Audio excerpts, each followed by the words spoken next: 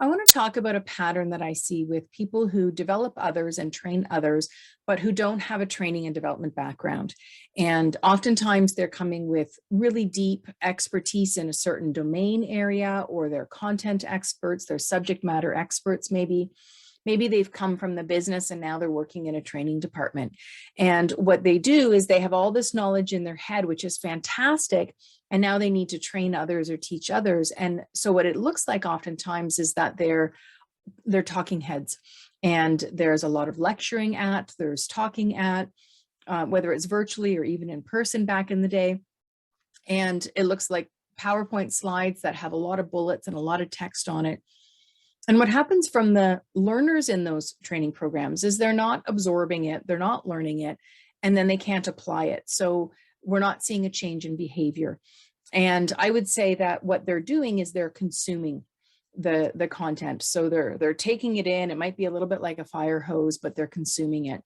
And where we want to get to is we want them to be able to retain what they're hearing so they can apply and even excel in their job. So it's a bit of a jump from consume to apply and excel. So there's a couple steps there that we can think about what's actually happening and how can we consider it. So if the learner or the participant is consuming, what they're doing is actually listening. And what we want to do is have them move to participating, which means that they're going to be doing some talking, which is great. So they're interacting, which is what we want. But even more so, we want them to be able to retain what they learn. And in order to retain it, they need to actually have discussions about it. And they need to take what they're hearing and talking about and start internalizing it. And they can do that through discussing it. Maybe it's a case study or a scenario or however that looks. Once they're retaining it, then they can start applying it. And that's where we're starting to see change happen with that individual.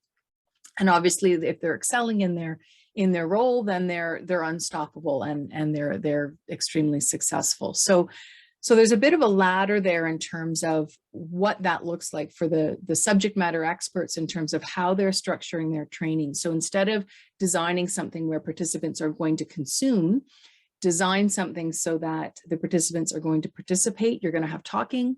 Even more so, have designed something where they can retain it. So there's going to be discussion and application, and then design it so they can apply, which means they're going to be able to change their behavior. Ultimately, what we want to do, I don't know if you, as a child, maybe you read the Schultz comic, the Peanuts comic. And I remember a character in there that I thought was fantastic. It's Miss Othmer. She's the teacher.